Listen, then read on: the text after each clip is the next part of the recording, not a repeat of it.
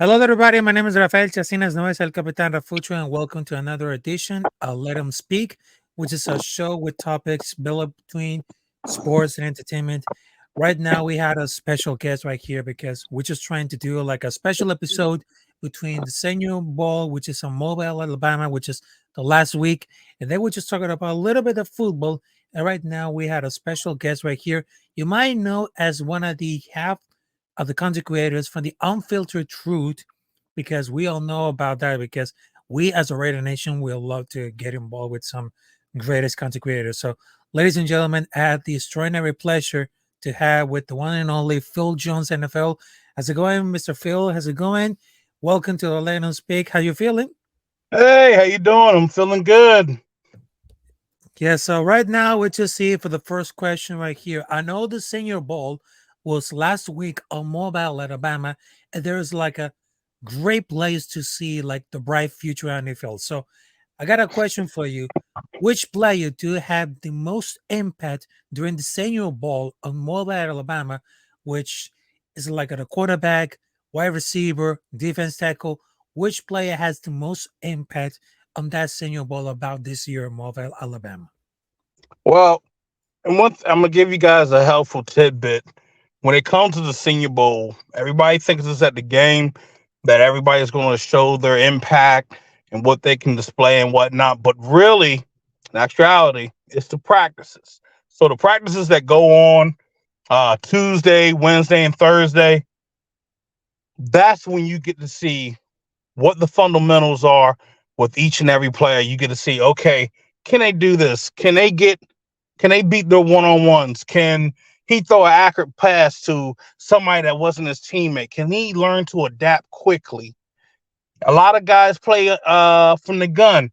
Can he play from under center, take snaps? I've seen it before where some guys actually struggled. At this Senior Bowl, Michael Penix did as always did a solid job. He was accurate on his throws, could take snaps. Timing was good. I know a lot of folks were looking at saying, okay, what about Bo Nix? Bo Nix was not looking that well. I saw a handful of interceptions, some underthrown passes, and then one guy that surprised us all was Spencer Rattler coming out of South Carolina. He was, I mean, the first year, I think it was freshman year, he was good at Oklahoma, then got benched for soon to be the number one overall pick in the draft, Caleb Williams. He bounced back. This guy bounced back, had a solid week. Throws were on target. He was running out of the pocket. He looked almost like the Spencer Rattler we first saw his freshman year. Now, one thing I like to talk about a lot is the linemen. And the two top linemen that stood out the most, one on offense and one on defense, was Powers Johnson from out of Oregon playing center. He can also play guard. But I mean, this big man is quick on his feet. And I mean, if he was on the Raiders O lineman, we would be set. I mean, we would be set for life. When you also look on the opposite end, it's a hard match. There's a big guy from Texas. They call him Trevondre Sweat, and he's massive. We're looking to stop the run. That man's going to be able to, he's going to literally be able to claw the A gap or the B gap.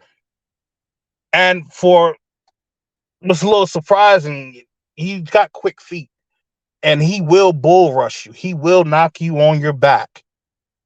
Watched him go one-on-one against Bureau Lamer from out of Arkansas, and he just picked him up off his feet. Lamer's actually taller than Sweat.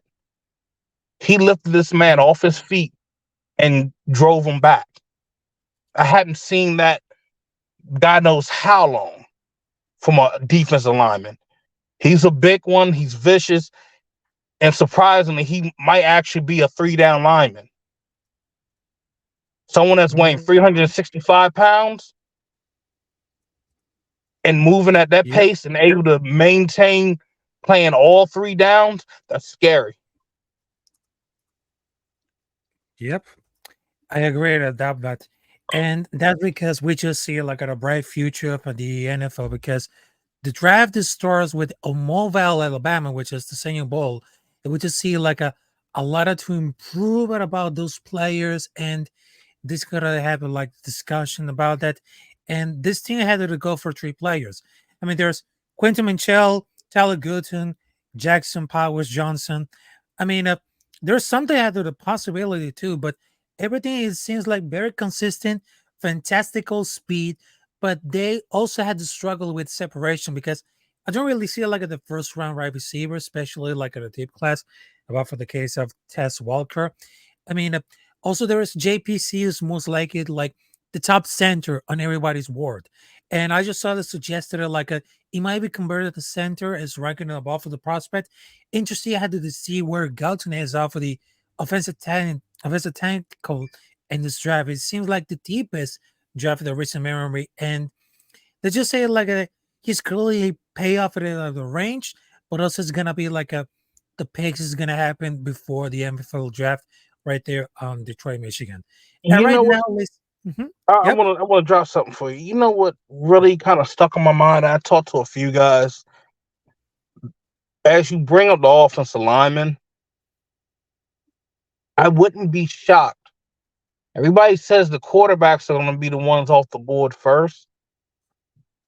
I honestly think after the performance that we saw from these offensive linemen at the Senior Bowl, you're going to have a good handful of them coming off the board before the quarterbacks.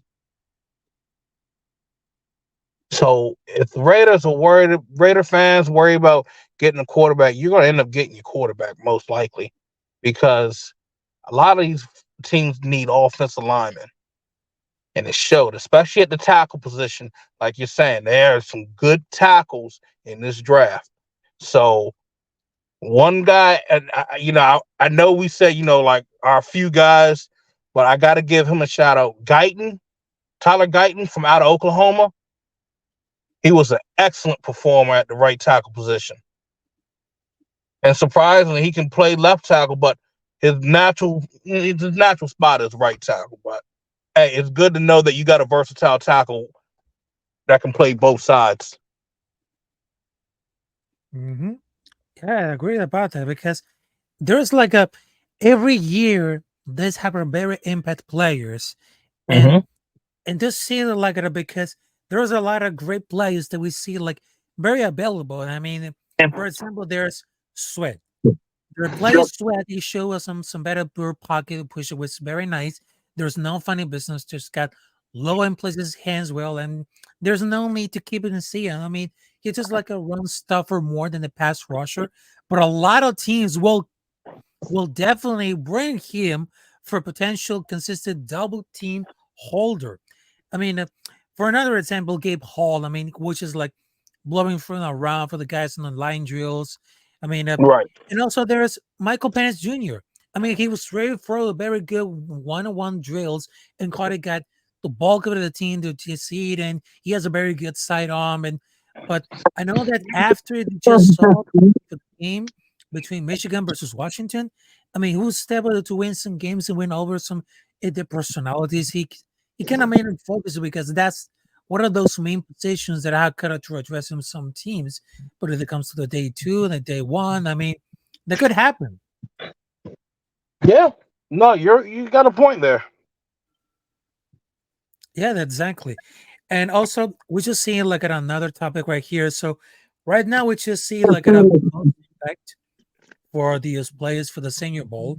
And right now, let's just see if we can move on to the next topic we're talking about for the Raiders. Now, I just see for the a lot of teams on the social media, but here's one of the things that Ian Rappaport for the NFL. So let's check them out for the tweet that say the front office moves. The Raiders are expected to hire Chargers director of player personnel Jojo Whiting for a high-ranking executive role under general manager Tom Telesco. There's a lot of potential candidates to go through the sea, like everything could happen. But also, they're saying they're going to hiring like a defensive pass through coordinator. I mean, they're just seeing like a lot of potentials element, but they're gonna expect it not only to another one, but also They're about to expect to hire Lou Steichel as a tight end coach. Tight end coach. And it wasn't like he has a better experience with Austin Hooper, but we're just talking about for what was the reaction with it to see like potential candidates to building up the coaching staff and of course the general manager because right now we just see Antonio Pierce as a new head coach, Tom Telesco as a new general manager who's trained out for the Los Angeles Chargers. Also, we just see Luke Getzey as the offensive coordinator. Also, they're just going to bring Lou Steinkill as a tight end coach. And also, there's going to bring another one, which is like Jojo Wooden for a high ranking executive role under Tom Telesco. So, how do you feel about those latest Raiders moves to build enough for the 2024-2005 season? I mean, when you look at you look at the signings that they added with the coaching staff. They're trying to build and trying to also have. You want to have coaches, but you also want to have teachers. You want to have solid teachers. You want guys that have the experience in the game that can say, "Well, look, and it's a lot of these guys that are, the younger coaches that are joining the staff. Like we can go back to like a Deshaun Foster that's going to be helping out in the running back room. That's a plus. You're getting coaches that can understand what's going on properly to the players instead of somebody that's like, this guy's out of touch. This guy's about like 60, 70 years old and he's trying to run it as either my way or the highway. If you look at the players that they brought in, I mean, you look at the coaches that they brought in, they're not that. Not even one bit. Yeah. Yeah, you do have some older ones, but they've always knew how to adapt and work with all different generations of players. So looking at now, and I know a lot of people don't like this, I went back and looked at some of the tape with Luke Getsey's offense. And I'm going to say this. I think he was going through some growing pains where some of the play calling had some head scratchers. And then I also look at things where Justin Fields was holding on to the ball too long, and there were guys that were wide open where you could get to, hey, you're the quarterback. You got to get to the slot receiver right there. Your running back's right there in the flat. There was a lot of struggle with Justin Fields in this offense. And I think we have the right personnel that Getsy can do what he needs to do versus what he had in Chicago. Uh, his assistant O line coach, that's the tight end coach now. I think that's a plus. I mean, you look at what he was helping out with the tight ends in Chicago. They've last couple of years they've been solid. They've been good tight ends, so that's going to be a plus for Michael Mayer, help him with his blocking, and then also help him out in the receiving game. So I think this is a definite plus.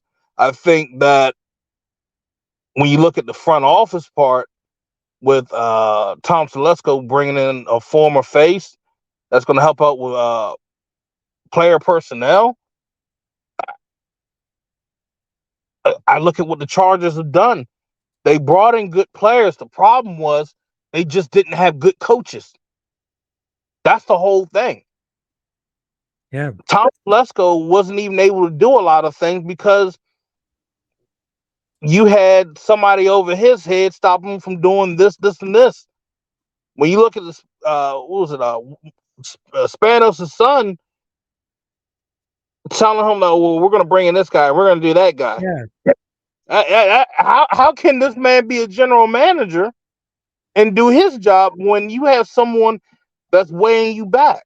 So now let's all imagine that the folks that they bring in that are coming from the Chargers within the front office, and you're not dealing with Spanos.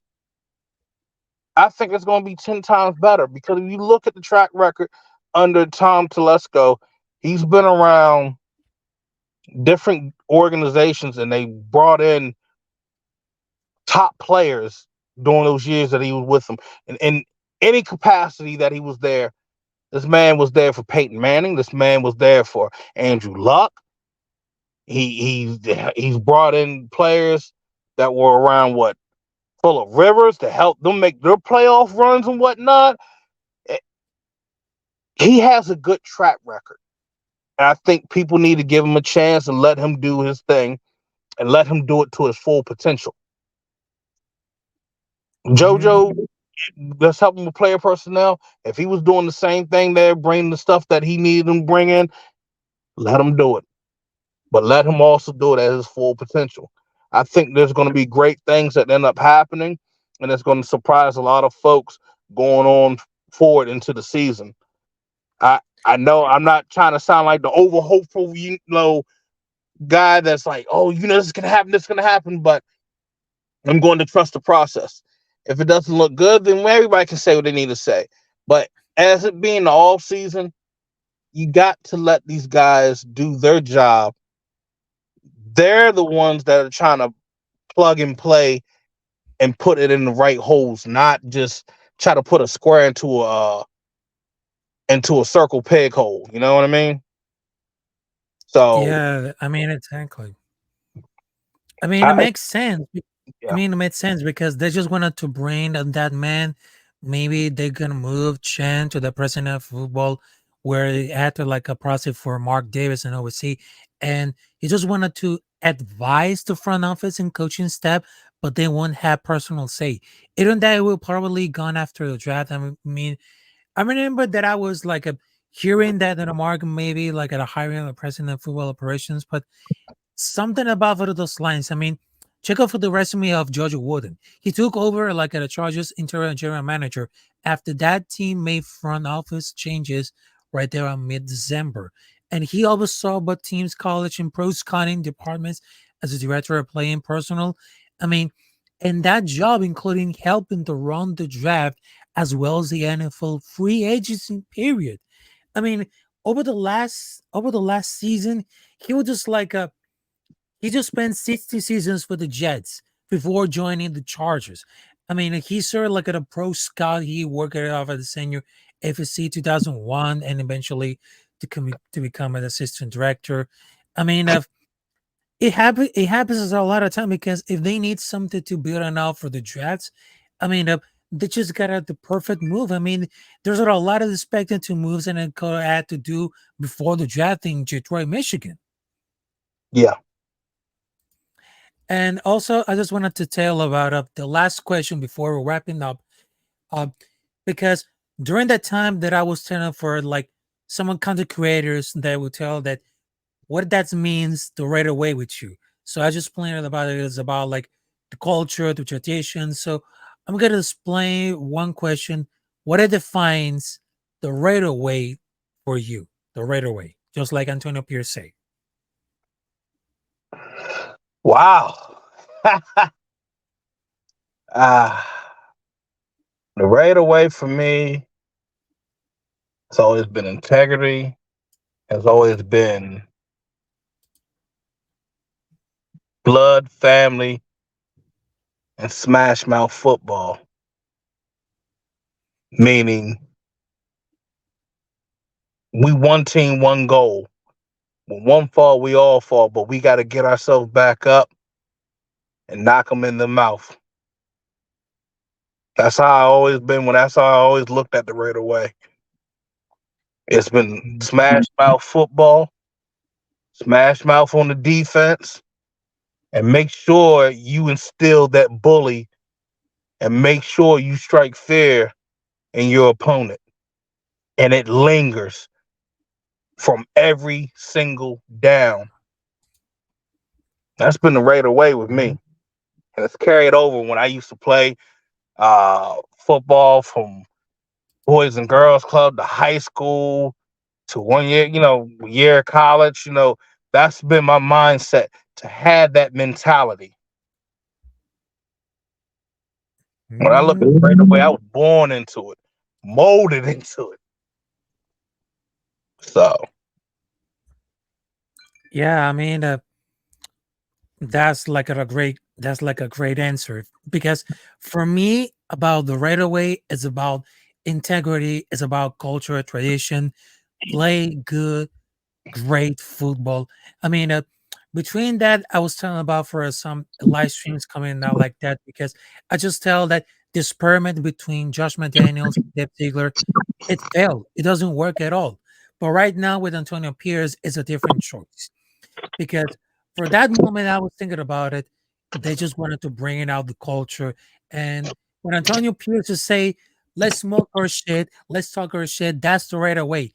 And I just like it's just thinking about them in my mind because they just bring it the Bad Raiders culture. Right now, it is the perfect opportunity to step it out to the game, to stand up, and of course, we're not gonna let us down because this is the Raider Nation. Because if you grow up watching football like in the 70s, the 80s, the 90s, the 2000, if you see like impact players who define a whole new generation, also coaches. For example, there's Al Davis, there's John Maiden, there's Kane Stabler, there's Speed Kills, Charles Woodson, and even we just heard about for the brand new generation like Max Crosby, Josh Jacobs, also Devontae Adams. I mean, there's a lot of players who define the whole generation. And the Raider, it's just like a this press to be like a Raider fan because there's a lot of difference between real fans and fake fans, but I'm the one of the realest one because I know that I understand about for the football, the NFL, but I love to be a Raider because it's on my blood right now. It's on my DNA. And I represent for these Raiders t-shirt, the jersey, also Black Sunday all day, all night long because I'm not ashamed about that because I'm not ashamed to support one of the greatest teams ever in the planet, which is the Raiders. We have the best offense, we have the best defense, we had an incredible head coach like Antonio Pierce, and like I would say, once a Raider, always a Raider, and never back down. So that's what I waited the motto. Say it is about be aggressive, be prepared, and of course, play great football just like the old days because we're just gonna bring the whole Raiders culture back, and we're not going anywhere because this is Raider Nation, and we're not gonna let us down for like a melted second because this is not like a we are so tired to live with us like the laughing stock, but we are the misfits of the football. We are the rebel ones. I mean, that team is part of like a growing up, and this is like a sense that you cannot take it because that sensation between of the Raider Nation and the football is undeniable. The spark hit of this come for the generation and the Raider Nation is undeniable, is unbeatable, and it goes everywhere. No matter if you live in the United States, United Kingdom, Mexico, the Philippines, Raider Nation is everywhere. It's everywhere. And you cannot stop them. Amen, brother. Amen. Yep. And of course, we just wrapped it off with this one. And thank you very much, Phil Jones, to join us at the special episode of Let Him Speak. So I gotta tell you, where can we find you on the social media to saw your content along with the unfiltered truth, talking about unfiltered Raiders and some great stuff for the football. Well, you guys can find me. Well, you see my handle right here at the bottom left hand. That's my handle for Instagram, Twitter. You guys can find me on those two platforms. Uh, you guys can find me and Robinson on the Unfiltered Truth on YouTube. That's VTHILTEREED